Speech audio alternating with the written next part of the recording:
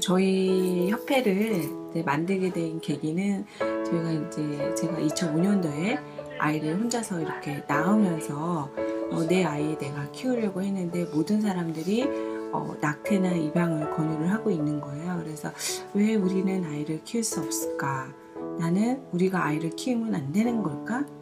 내 아이 내가 이제 지키고자 그래서 이제 협회를 만들게 되었어요. 그래서 2009년도에 같은 시설에서 아이를 낳으신 분들이 두세 명 이렇게 모여서 장애인들도 자기의 목소리를 내고 입양인들도 자기의 목소리를 내고 입양 부모님들도 목소리를 내는데 왜 우리 미혼모들은 자기의 목소리를 낼 수 없을까?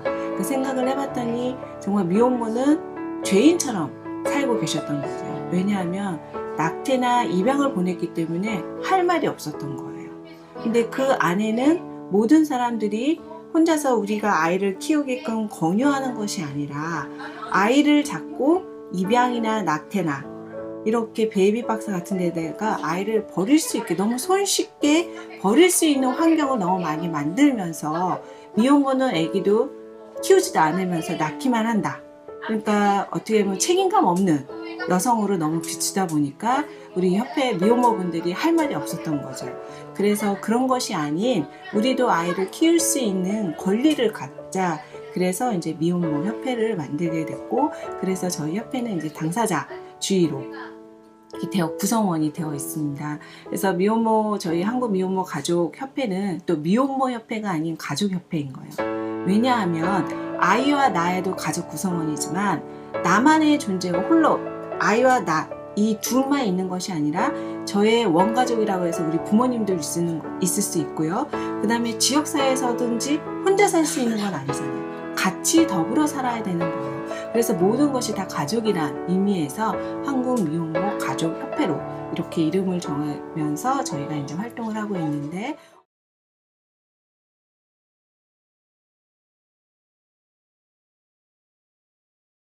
어떤 활동을 하고 있냐면 일단 저희 같은 경우 이제 정책 지원들도 할 수 있는 거고요. 그 다음에 이제 인식 개선이라고 해서 협회 이제 어머님들이 우리 미혼모 분들이 휴먼 라이벌이라는, 그래서 휴먼은 사람이고 라이벌은 도서관이잖아요. 그래서 사람이 도서관, 그러면 책도 사람이 되는 거죠. 그래서 사람이 책이 되어서 찾아가는 그런 이제 북 콘서트를 해갖고서는 정말 미혼모는 어떤 사람인가, 미혼모가 정말 책임감이 없는 사람인가, 미혼모는 성문란으로서 그냥 원나잇 이걸로 해서 미혼모가 된 것인지, 그 다음에 미혼모는 학력도 중학교, 고등학교 나오지 않은 그런 사람으로 취급을 받는데 정말 그런 사람들인가 라는 차원에서 저희가 이제 휴먼 라이벌을 해서 내가 어떻게 돼서 미혼모가 되었는지 그런 이제 나의 삶을 얘기하면서 우리가 생각하고 있던 미혼모에 대한 그런 편견, 갭을 조금씩 줄여나가기 위해서 이제 그런 사업을 하고 있습니다. 그래서 저희는 이제 대학생들한테 참 많이 찾아가요. 왜냐하면 그 사회복지학과의 이제 대학생들은 거의 우리 미혼모들을나 아니면 동사무소 이런 데 이제 사회복지사를 일을 하시는 분이기 때문에 제일 먼저 저희랑 접촉을 하게 돼요.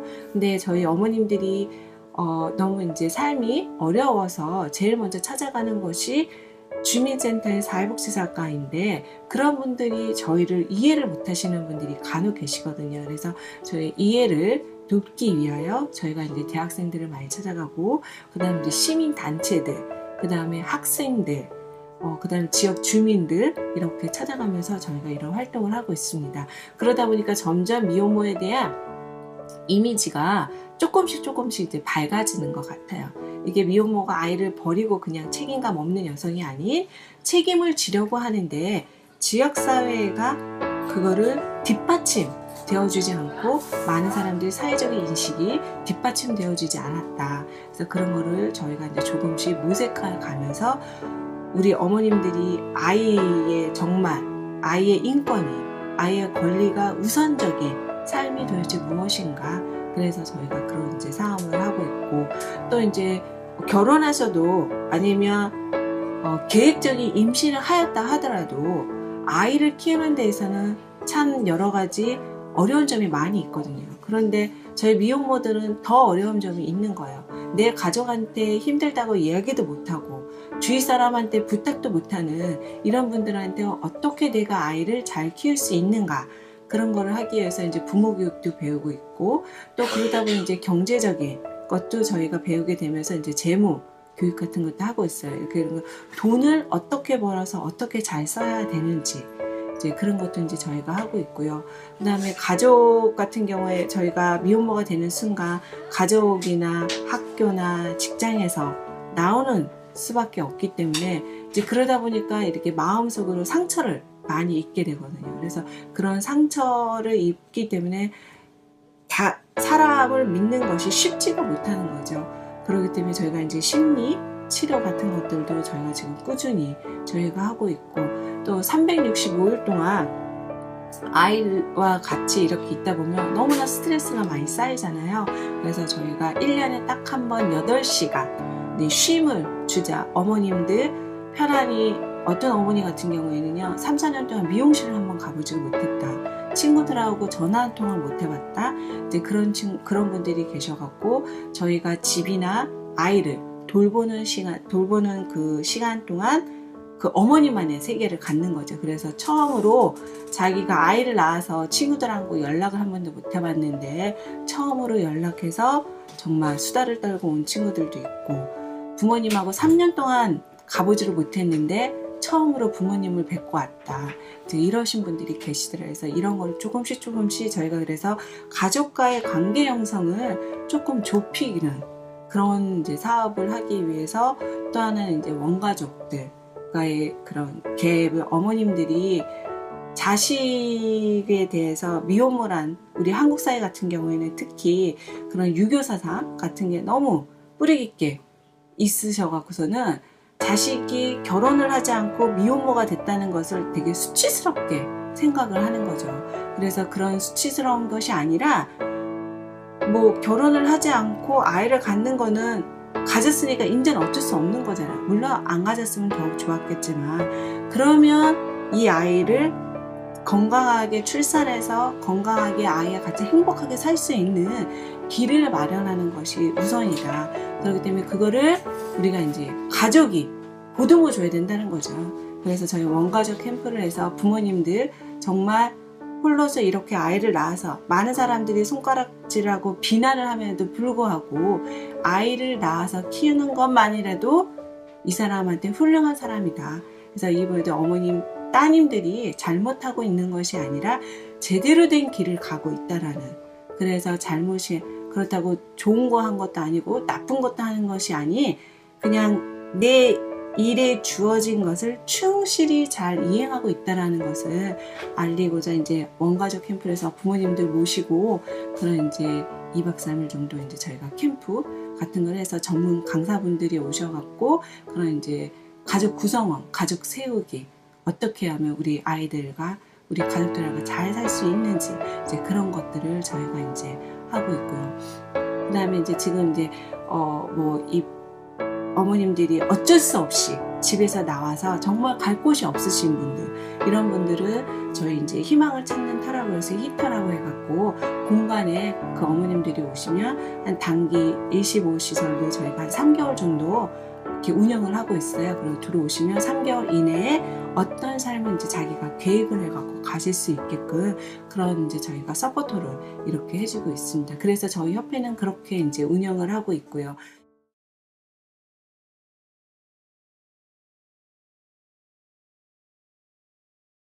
그 다음에 이제 저희 한국 같은 경우에는 문화가 목욕탕 문화 같이 이런 게 있잖아요. 그 다음에 많은 사람들이 애비 없는 자식이라는 이야기를 참 많이 해요. 그렇게 애비 없는 자식으로 키울 거느냐. 그래갖고 특히 목욕탕 같은 경우에는 남자애들 키우시는 분들은 뭐 5살만 되면 같이 이제 목욕탕도 못 가고, 그러다 보면 그때서 처음으로 아이들이 엄마한테 약간의 이제 비난의 소리라고 할까요? 슬픔의 소리로, 왜 나는 저런 데도 갈 수 없을까? 엄마 때문에 라는 소리를 이제 그때서부터 하게 되거든요. 그 전까지는 100%가 엄마만 있어도 기분이 좋았는데 이런 거를 하지 못하니까 이제 때문이라는 이제 그런 이제 볼멘 소리를 듣게 되고, 그러다가 저희가 고민을 하다 보니까 해외 입양인 분들이 특히 저희 협회를 자원봉사를 참 많이 해주세요. 그래서 그래서 그분들하고 이야기를 해보면 자기네들이 그러면 형이 돼주겠다. 그래서 부모님들이 예를 들어서 공부하시는 분들도 계시거든요. 이분들 공부를 하는데 아이를 봐줄 사람이 없다라든가, 야근을 하는데 아이를 봐줄 사람이 없다라든가, 어디를 가야 되는데 남성의 역할이 필요하던가, 그러면 이 형님들이 나서서 형 역할을 해줘서 목욕탕도 데려가 주시고, 또 어느 집은 유치원에서 운동회 같은 거 하면 같이 참여를 해갖고 아빠가 달릴 때 그 형들이 달려주는 거예요. 그러니까 그 아동은 나이 드신 아빠가 달리는 것보다 젊은 형아가 달리니까 어떻겠어요? 달리기도 잘하죠. 그러니까 자기가 어깨가 벌어지면서 이런 역할을 해줄 수 있는 사람들이 저희 주위에 또 해외 입양인분들이 많이 계시기 때문에 저희가 그렇게 활동적으로 함으로써 어머님들이 심리적으로 조금 나 혼자만이 아니다, 나와 같이 더불어 살 수 있는 사람들이 참 많이 있고 우리를 응원해주는 사람이 많이 있다, 그런 이제 자부심으로 저희 협회를 또 찾아오시고, 그러면서 저희 협회가 조금 이제 그 어머님들이나 입양인분들한테 많은 도움을 받고 있고, 저희가 어머님들한테 도와줄 수 있는 거, 이런 것들을 하고 있죠.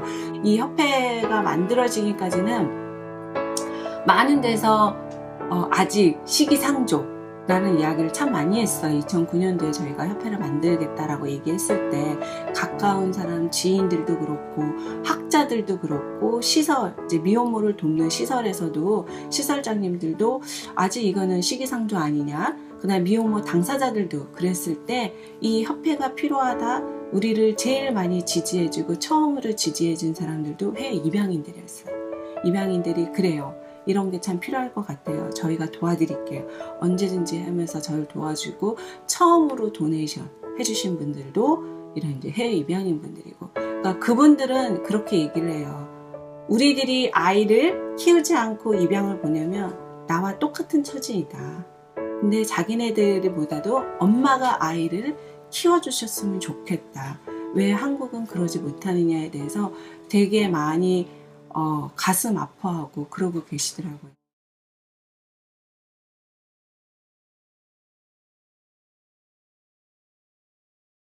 그래서 저희도 이런 이제 아이를 키우는 데서 힘들어요.